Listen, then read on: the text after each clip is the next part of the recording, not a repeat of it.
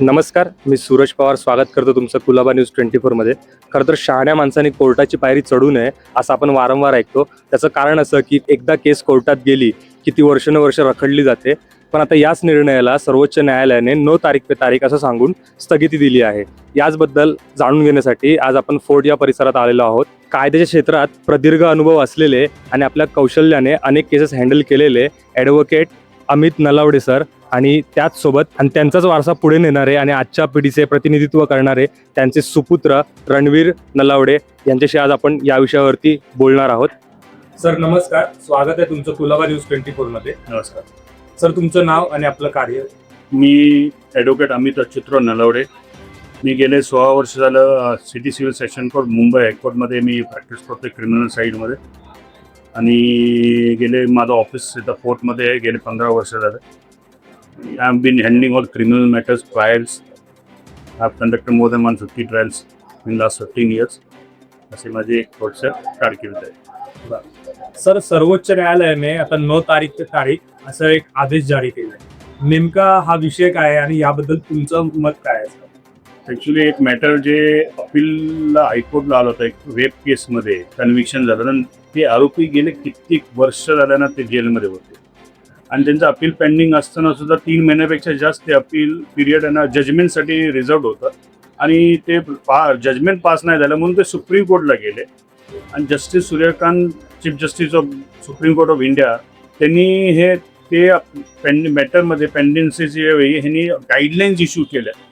पण काय झालं की जस्टिस कृष्णा अय्यरनी 1977 मध्ये स्टेट ऑफ राजस्थान वर्सेस भालचंदमध्ये bail is rule jail is exception looking at the personal liberty under article 21 of constitution of India असं ऑब्झर्वेशन केलं होतं की बेल हे दिलंच पाहिजे, जेल हे एक्सेप्शन आहे. त्या ऑब्झर्वेशनच्या प्रमाणे यांना पण काय झालं की आपल्या देशाचं पॉप्युलेशन आणि ज्या प्रकारे इथं मॅटरलिटी पेंडन्सी राहते त्याच्यानंतर हे बोलायला सोपं आहे की bail is rule jail is exception, पण ते इम्प्लिमेंट करताना खूप टेक्निकल डिफिकल्टी येत होती. त्या डिफिकल्टी ओव्हरकम करण्यासाठी सुप्रीम कोर्टने जी गाईडलाईन दिले हे वेलकम मूव्ह आहे. त्याच्यामध्ये त्यांनी असं सांगितले, प्रमुखाने सांगितले की बेल ऑर्डर हा ताबडतोब अपलोड केला पाहिजे. ज्या दिवशी हेअरिंग होतं त्या दिवशीच ऑर्डर केला पाहिजे. फक्त अपलोडच नाही तर ते ज्या जेलमध्ये आरोपी आहेत त्या जेलला ते कम्युनिकेट केलं पाहिजे की ज्याप्रमाणे ते जो आरोपी ज्याला बेल मिळाला आहे तो एकही दिवस एक्स्ट्रा त्या जेलमध्ये राहिला नाही पाहिजे. आणि जे अपील आहे जे पेंडिंग आहे ते 3 महिन्याचं त्यांनी एक पिरियड दिले की 3 महिन्याच्या आत ते जजमेंट पास केलं पाहिजे अपीलचे खास करून. मग ज्या ते म्हणजे 3 महिन्याच्या आत त्यांनी नाही पास केलं तर मग ते पुढची प्रोसिजर रजिस्टरला कळवणे, परत ते फॉर्म चेंज होणार, तर या बऱ्याचशा गोष्टी होतात. पण 3 महिन्याचा पिरियड दिल्यामुळं एक त्याचं गांभीर्य सुप्रीम कोर्टने घेतलं की मनुष्याची पर्सनल लिबर्टी, फ्रीडम हे खूप पॅरामाउंट इम्पॉर्टंट आहे. आणि त्या गोष्टीचं दखल घेऊन त्यांनी हे गाईडलाईन्स दिले आणि इट्स अ वेलकम मूव्ह. एक ॲडव्होकेट म्हणून पण मलाही वाटतं हे गरजेचं होतं, काळाची गरज होती. पण मॅटर खूप पेंडिंग होत होते, नो डाऊट. ह्याच्यामध्ये ज्युडिशरीचा किंवा वकिलांचा काय दोष नाही. मॅटर भरपूर आहेत आणि आपल्याकडं सिस्टममध्ये थोडंसं आहे ना अजून त्याला आपली वाढ केली पाहिजे. सिस्टमला डिजिटल वाईज आपण करतोय मुंबईमध्ये तर खूप प्रामुख्याने होत आहे. तर काय जुन्या अजून चाललंय, सेक्युरिटी डेव्हलपमेंट चाललंय आणि त्याप्रमाणे हे जी ऑब्झर्वेशन आहे it's a welcome move. And as an advocate, I welcome this observation in the interest of. तर आपल्यासमोर आज एक हा तरुण बसलेला आहे जो याच विषयाबद्दल अभ्यास करतोय, याच विषयाची पदवी तो घेतोय. त्याच्याही भावना आपण आज या ठिकाणी जाणून घेणार आहोत. नमस्कार, तुझं स्वागत आहे कुलाबा न्यूज 24 मध्ये. थँक्यू. तुझं नाव? माझं नाव रणवीर अमित नलावडे आहे आणि मी सेकंड इयर लॉ स्टुडंट आहे नॅशनल लॉ युनिव्हर्सिटी दिल्लीमध्ये. आणि तिथं माझं लॉचं शिक्षण झालं 5 वर्ष.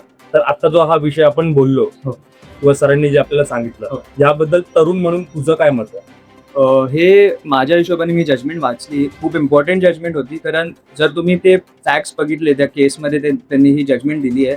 त्यात 2022 मध्ये झारखंडच्या स्टेटमध्ये एक रेप आणि मर्डर कन्व्हिक्टच्या पर्सननी अपील केली आणि ती जजमेंट रिझर्व्ह झाली आणि 4 वर्ष झाले ती जजमेंट जजनी दिली नव्हती. त्यामुळे त्यांचं जे पर्सनल लिबर्टी होती 10 ते 15 वर्ष तो माणूस जेलमध्ये होता. पर्सनल लिबर्टी त्यांची पूर्ण इन्फ्रिंज झाली आर्टिकल 21 मध्ये.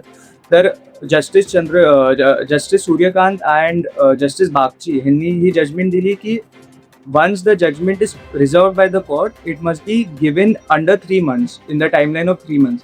आणि हे नुसतं जजेसनी जजमेंट नाही दिली, बट एक एन्फोर्समेंटसाठी मेकॅनिझम दिलाय की जर ते 3 महिन्यात जजमेंट नाही आली तर मग रजिस्ट्रार जनरल जे आहे कोर्टचं, they will give a direction to the chief justice that this bench has not given a judgment in 3 months. आणि मग ते chief justice of that particular high court ते त्या ज्या बेंच समोर जे जजमेंट रिझर्व आहे त्यांना डिरेक्शन देणार की तुम्ही 2 आठवड्यात ही जजमेंट बाहेर काढा. आणि जर ती 2 आठवड्यात पण जजमेंट नाही प्रनाऊन्स झाली त्या हायकोर्टकडून तर मग ती चीफ जस्टिस ते मॅटर रिअसाईन करणार दुसऱ्या बेंचकडे. बट ते मॅटर दुसऱ्या बेंचकडे रिअसाईन करण्यात प्रॉब्लेम असा आहे की मग त्या बेंचला परत रिअप्रिशिएट करायला लागणार एव्हिडन्स आणि फॅक्ट्स जे प्रिव्हियस बेंचनी केलं तर त्यामुळे अजून डिले होऊ शकतो. But it is a welcome move in the sense that 3 महिन्याचं त्यांनी टाइमलाईन दिलंय आणि खूप वेळा लोकांचं पर्सनल लिबर्टी इन्फ्रिंज होती. आणि एक एक्सपॅन्डिंग इंटरप्रिटेशन जे दिलंय कोर्टाने की पहिलं आर्टिकल 21चं interpretation was restricted to having an expeditious trial. Expeditious trial म्हणजे ट्रायल लवकरात लवकर होणे. बट त्यांनी ते इंटरप्रिटेशन एक्सपांड करून असं सांगितलंय की article 21 will apply to all part of the legal proceeding. मग जजमेंट रिझर्व झाले हे पण एक लिगल प्रोसिडिंगचाच हिस्सा आहे. म्हणून ते जे 3 महिन्याचं त्यांनी टाइमलाईन दिले एक वेलकम मूव्ह आहे. आणि अजून एक पॉईंट जे रिझन होतं त्यांनी हा जजमेंट दिलाय की जे क्वालिटी ऑफ जजमेंट आहे ते कमी होत जातं जेवढं तुम्ही डिले करता. कारण जजच्या माइंडमध्ये ते फ्रेश असतं एव्हिडन्स आणि फॅक्ट्स. जर 3 महिन्यात फ्रेश असणार, 4थ्या महिन्यात कमी होत जाणार, 5व्या महिन्यात ते अजून कमी फ्रेश राहणार. मग क्वालिटी ऑफ जजमेंट जे ते पण वाढणं जर 3 महिन्यात त्यांनी जजमेंट रिझर्व केल्यानंतर दिलं तर म्हणून एक वेलकम मूव्ह आहे आणि पर्सनल लिबर्टीसाठी एक मोठं विन आहे. आणि it is good that the supreme court has given this. Thank you.